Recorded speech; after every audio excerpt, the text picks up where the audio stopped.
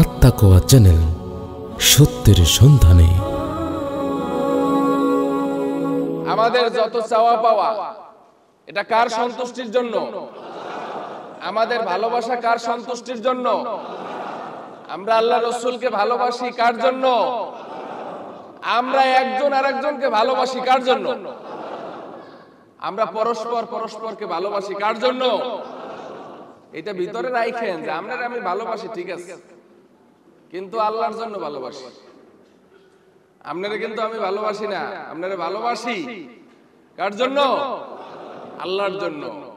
আসলে মানুষ আল্লাহর জন্য ভালোবাসে, সেটা আমাদের দেশে প্রমাণিত। সেই জন্য ভাই এবং বন্ধুগণ, আপনারা ব্যবসা করেন, সেটাও যাতে আল্লাহর সন্তুষ্টির জন্য হয়।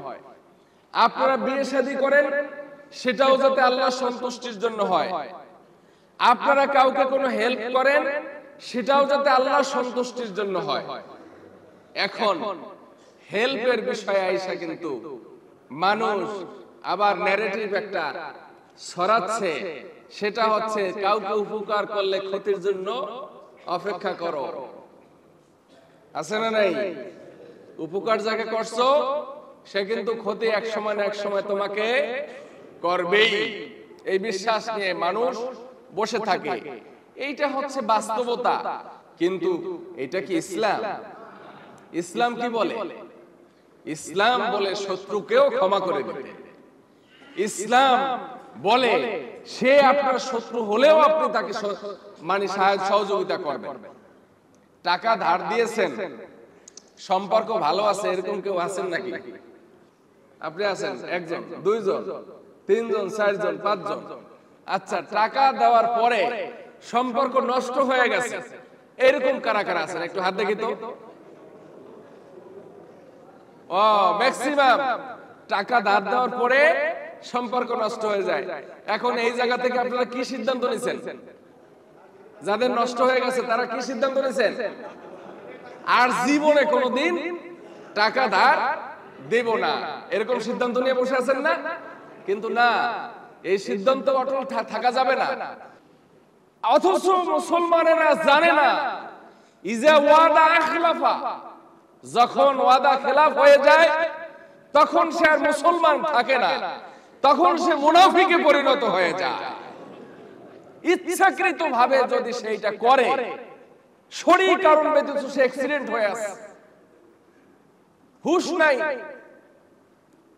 শরীয়তের যতগুলো কারণ থাকতে পারে এই কারণ ছাড়া তার কাছ থেকে যদি দেখা করে টাইম বাড়ানো না হয়, আর যদি সে তার সাথে লেনদেনও না করে, তাহলে এই ব্যক্তিটা মুসলমান নয়, এই ব্যক্তিটা সাচ্চা একটা মুনাফিক। এই মুনাফিকদের স্তর হবে জাহান্নামের সর্বনিম্ন স্তরে। ঠিক কিনা জোরে বলেন? কিন্তু আমাদের সমাজে যদি এইরকম আপনি মুসলমান খুঁজতে যান, পাবেন? হাতে গোনা দুই একজন পাইলে পাইতে পারেন। কথা ঠিক কিনা বলেন? নেয়ার সময় অনেক খাতির, অনেক আশ্বস্ত, অনেক সম্মান করে, নেওয়ার পরে আচার আচরণ পরিবর্তন হয়ে যায়। আছে না নাই? এইগুলো হলো অকৃতজ্ঞ মানুষ। এই সমস্ত মানুষদের থেকেও আমাদের দূরে থাকতে হবে। এটাও ঠিক, সিদ্ধান্ত নিয়েছেন সেটা ঠিক, কিন্তু ওই লোকটাকে আর করবেন না। কিন্তু অন্যান্য লোকদেরকে করতে হবে। অন্যান্য লোকদেরকেও যখন করবেন তখনও যাচাই বাছাই করার দরকার আছে না নাই? তার ব্যাপারে একটা ডাটা নেওয়া সহজ না কঠিন?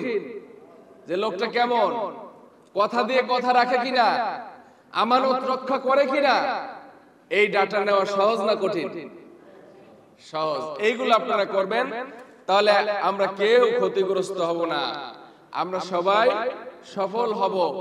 এবং আমাদের আখিরাতের যে সফলতা, সেই সফলতার জন্য দুনিয়ার এই লেনদেনগুলো কিন্তু করা লাগবে।